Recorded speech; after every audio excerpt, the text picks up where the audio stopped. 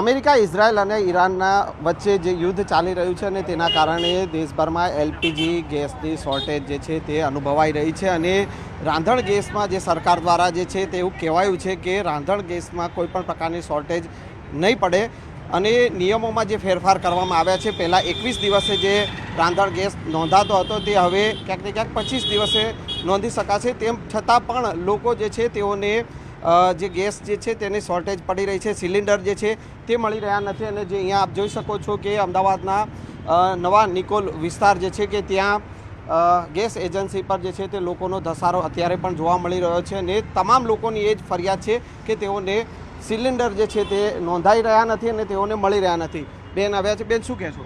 બરાબર, એક સવારના ટ્રાય કરીએ છીએ પણ હજુ બાટલો નોંધાતો નહીં. હવે આ મહિનો પૂરો થવા અમારે બાટલા વગર કરવાનું શું હવે? શું કહે છે એજન્સી? એ લોકો એવું કહે છે કે ત્યાંથી બંધ કર્યું છે, એવું કહે છે.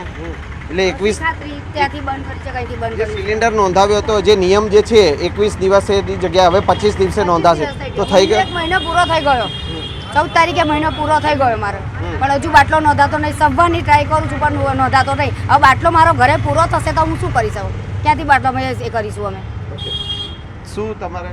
અમે અઠવાડિયે બાટલો નોંધાવીએ છીએ પણ બાટલો રિસીવ થતો જ નથી અમારે કંઈ. અને આ બાટલો પતવા આજની છેલ્લી તારીખ છે. હવે શું કરવાનું અમારા બાટલાનું? અમે ઇમરજન્સી બાટલો કરી આપો કે સર્વર નોંધાવી આપો અમને. પછી કેટલા સિલિન્ડર છે? 2 છે કે 1 એકનું જ છે, એકનું સિલિન્ડરનું છે. એક જ છેલ્લી તારીખે આજની. મહિનો પૂરો થઈ ગયો છે. હા, મહિનો પૂરો થઈ ગયો છે અમારે. તમે આવ્યા છો, શું કહો? સર મેં એકચ્યુઅલી 8 દિવસ થઈ ગયા ત્યારે સિલિન્ડર નોંધાયો છે પણ હજુ સુધી મને મળ્યો નથી. ને અમારે જે સિલિન્ડર છે ઓલરેડી ખલાસ થઈ ગયો છે. મેં આજે કાલે એમના ટેમ્પા જોયા, આ લોકો બ્લેકમાં વેચી રહ્યા છે. આ લોકો અમદાવાદમાં કાલુપુર બ્રિજ પાસે મેં આપણી ચાઈની કિટલી છે ત્યાં અમે જોયા કે આ કંપનીના ટેમ્પા જે હતા ને એ પોતે વેચાઈ રહ્યા છે બ્લેકમાં અને અમે જે નોંધાયા છે અમને આપતા નથી. બેન, આજે લૂંટ ચાલે છે. ગેસ સિલિન્ડર નોંધાવા આવ્યા છો, શું તકલીફ પડી? બાટલો જ નથી નોંધતા. આ લોકો એમ કહે છે કે અમારી કોઈ જવાબદારી જ નહીં. અમે એજન્સીમાં શું કરવા નામ લખાઈએ છીએ? અમારો બાટલો નોંધાય તેટલા માટે જ લખાય. તો આ લોકોની કોઈ જવાબદારી જ નથી આવતી. આ લોકો ગવર્મેન્ટ ઉપર મૂકી દે તો પછી અમે એમ જ કહીએ ને કે અમે ગવર્મેન્ટમાં ડાયરેક્ટ નોંધાઈ લે. પછી આ લોકોની જરૂર શું છે? અમારે કોઈ વાતનો સરખો જવાબ નહીં દેતા હતા લોકો. નિયમ જે નક્કી કર્યો છે કે 25 દિવસે ગેસ સિલિન્ડર નોંધાશે, 25 દિવસ પૂરા થઈ ગયા છે. હા, 25 દિવસ પૂરા થઈ ગયા, 35 દિવસ થઈ ગયા, એના પછી બી નહીં નોંધતા. હવે બાટલો નહીં નોંધે તો અમારે તો પછી કોને ઘરે માંગવા જવાનું? અત્યારે કોઈ બાટલો બી ન આપે અમને. ભાઈ, શું કહેશો, શું તકલીફ?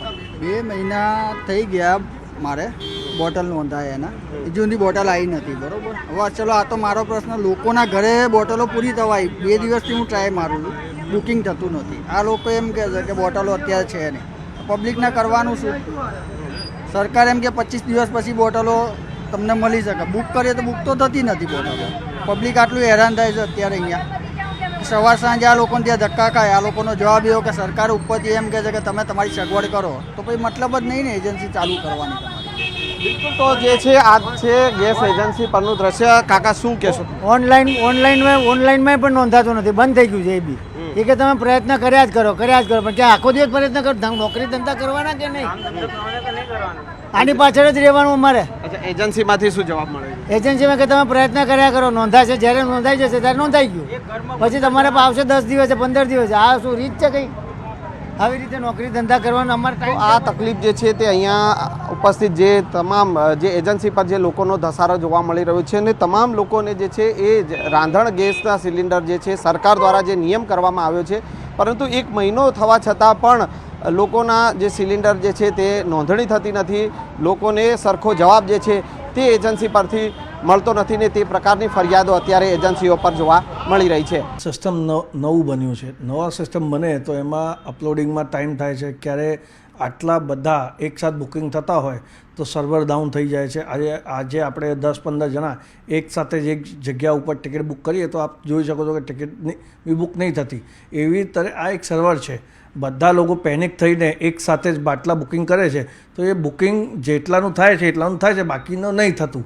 પણ 25 દિવસ પછી બાટલું બુકિંગ થશે અને એક DST નંબર ગવર્મેન્ટે લોન્ચ કર્યું છે. એ નંબર જ્યારે સમજો લોકોની જે ગલતફહેમી છે કે ભાઈ એજન્સીવાળા બ્લેક કરે છે, એ પોસિબલ નથી. આજે એક મારો નંબર નીકળ્યો કે 1 2 3 4, એ એમની પાસે મેસેજ જતો રહ્યો અને એ બાટલો હું એમને નહીં આપું તો એમને ખબર પડી જ જશે કે 1 2 3 4નો બાટલો નીકળ્યો પણ નિકુલ સિંઘે મને નહીં આપ્યું, તો એ શક્ય નથી કે બ્લેક થાય. જે મોટા બાટલા હતા એ બંધ થઈ ગયા છે, ગવર્મેન્ટે બંધ કરી દીધું છે કે રસોઈના બાટલામાં કોઈ સમસ્યા ના થાય. અને કોઈ બી એટલું મૂર્ખ નથી કે પોતાના પેટ ઉપર લાત મારે. આ કેટલા દિવસની પરેશાની? 10-5 દિવસની. 10-5 દિવસમાં તમે કેટલા એ કરી શકશો? અમારા માટે કસ્ટમર જ ભગવાન છે. એ કસ્ટમર છે તો અમારું ઘર ચાલવાનો છે, એમનો હોય કે અમારો હોય, મારા જે સ્ટાફ છે એનો ઘર ચાલવાનો છે.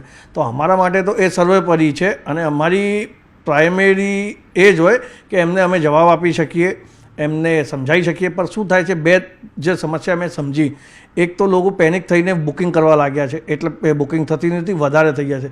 બીજું કે જેની પાસે આજે બાટલો છે ઘેરમાં એ બી બુક કરવા માંગે લાગે છે. મારી આપણા ચેનલના માધ્યમથી એ છે કે આ બધી સમસ્યાઓ 10-15 દિવસની છે. 10-15 દિવસની અંદર કોઈના કોઈ સોલ્યુશન આવી જશે. તમે પેનિક થઈને એજન્સીઓ ઉપર લાઈન ઉપર લાગવાની જરૂર નથી. તમારા ઘરમાં સહીમાં બાટલા ન હોય તો જાઓ, એ સમસ્યા સમજી શકાય. પણ કેટલા લોકો મેં એવા જોયા છે એમની ઘરે એક બાટલો ભરેલો છે તો બી બીજા બાટલા માટે રખડી રહ્યા છે અને મહેનત કરી રહ્યા છે. એ એમના માટે બી નુકસાનદાયક કે જે બીજાને જરૂરત છે એને નહીં મળશે. જરૂરતમંદને બાટલો મળવું જોઈએ, એ મારી બી પ્રાથમિકતા છે, બધા ડીલરોની પ્રાથમિકતા છે. આપના ચેનલના માધ્યમથી કહેવા માંગીશ કે જે કસ્ટમર જ છે એ અમારા માટે ભગવાન છે. એમના ઉપર જ અમારો ઘર ચાલી રહ્યો છે. એટલે કોઈ બી ગલત અફવામાં આવવું નથી અને કોઈ બ્લેક બાટલો કરી શકતો નથી એ બી તમે ભૂલી જાઓ.